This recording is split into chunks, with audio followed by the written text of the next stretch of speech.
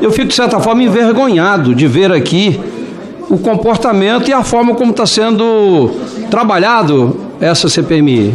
É lamentável que se constrói uma narrativa, eu vi aqui agora de manhã, eu ouvi a manhã toda, as pessoas falando sem o mínimo conhecimento do que está falando, construindo uma coisa que não tem lógica nenhuma. E vou dizer por quê, presidente. Eu fui deputado em 2015, participei de 2 audiências públicas como presidente da comissão, que tratou da Lei 13.165 do voto impresso, que foi inclusive vetado pela presidente Dilma e foi derrubado o veto.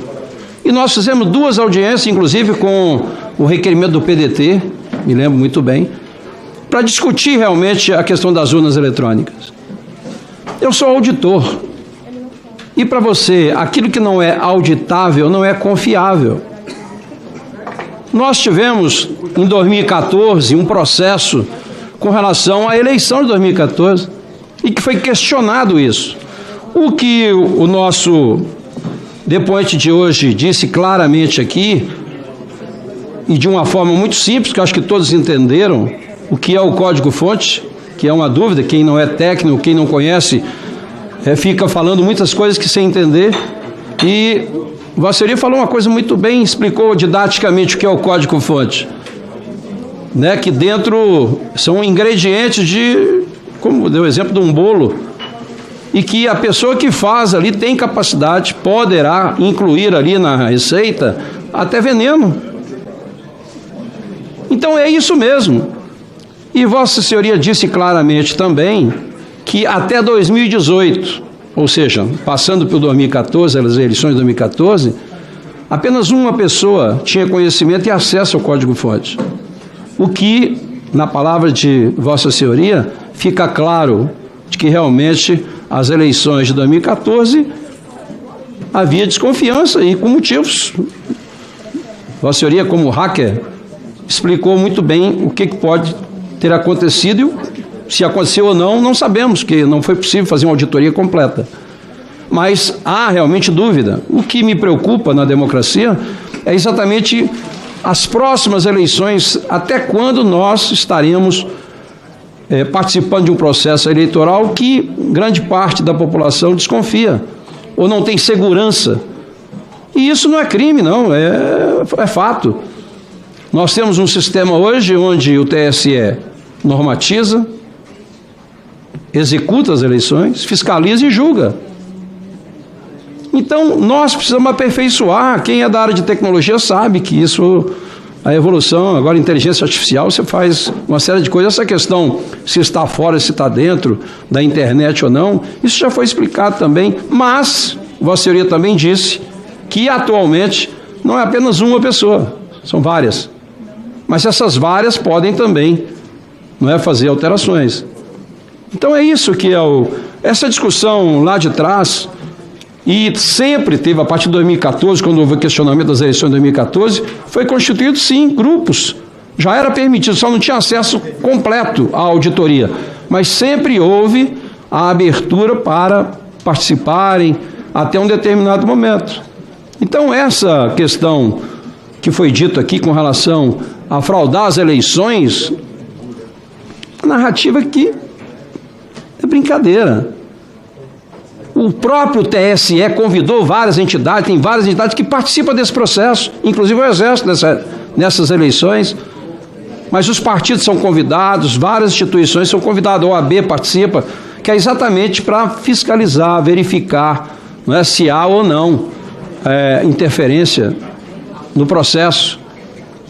Então, falar que houve uma construção para fraudar uma eleição que foi contratado para isso é uma coisa assim absurda, e que de manhã eu fiquei assim estarrecido de ouvir, e a base governista falando como se fosse um golpe mesmo, que foi preparado realmente, um fraude na eleição para mudar as eleições de 2020 agora.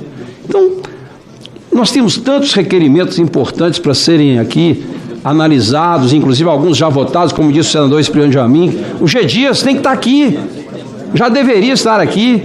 Ora, se vocês querem a verdade, como não trazer aqui as pessoas que receberam os alertas na sexta, no sábado, no domingo, que haveria a invasão dos prédios, que haveria depredação do patrimônio, e ninguém fez nada. Quem recebeu essas mensagens? Entregou para quem?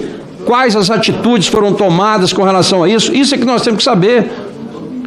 Houve ações que geraram esses danos todos à democracia e também ao patrimônio? Houve. Agora, poderia ter sido evitado? Sim. Agora tem imagens já da Força Nacional do Ministério da Justiça.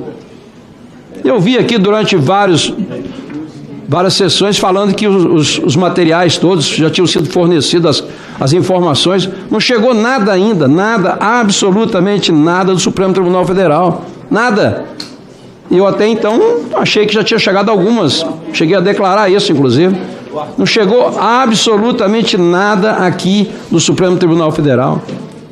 O que o Ministério da Justiça está fazendo de não encaminhar as imagens, e lá nós sabemos e conhecemos as câmeras que existem no Ministério da Justiça, como tem também na Força Nacional, o acompanhamento deles. Então, nos quartéis, a gente sabe o sistema de segurança que existe. Foram mais de 48 instituições, órgãos que receberam os alertas. Então, o nosso objetivo aqui é a verdade, é saber da verdade. A verdade passa realmente pela transparência, pela seleção e aprovação dos requerimentos que realmente nos levam às informações para a gente chegar a uma conclusão imparcial e não direcionada. Eu vejo, né, desde o primeiro momento, parece que já existe um relatório pronto, já agora construindo a narrativa para dar solidez a este relatório. E o principal, que é ouvir realmente as pessoas que podem contribuir, que devem e precisam se informar, a gente simplesmente ignora. Daqui a pouco termina o prazo e a gente não ouviu as pessoas que são fundamentais. Então, se a gente não quer a verdade, não tem sentido CPMI, não tem sentido CPI. O que não podemos é pegar um instrumento, que é um dos instrumentos mais importantes do parlamento, e fazer o que estamos fazendo aqui hoje. Eu, sinceramente, esse depoimento de hoje demonstra claramente o desvio do foco que nós queremos chegar, o objetivo da CPMI, a forma como Vossa Senhoria se comportou respondendo de manhã, e eu esperava que à tarde também Vossa Senhoria respondesse todas as perguntas, aí mantém silêncio depois de tudo que aconteceu de manhã. Eu fico assim, indignado, até não sei nem se vale a pena continuar participando de um teatro como esse. É covarde. É ruim, né, você integrar uma instituição como o Congresso Nacional, numa CPMI, e ficar com essas atitudes aqui. Eu acho, sinceramente, presidente Cid, Vossa Excelência está presidindo neste momento, mas, sinceramente, a gente precisa levar mais a sério esse trabalho da CPMI. Não dá para continuar desviando o foco, criando narrativas, né, fazendo a gente perder tempo, tanta coisa importante, que debates hoje aqui na casa, inclusive, sobre a descriminalização das drogas, que estava aí de manhã, temas importantíssimos que nós temos que discutir, e chegar aqui e ficar ouvindo, não é, o que aconteceu de manhã e agora à tarde, totalmente de forma contraditória.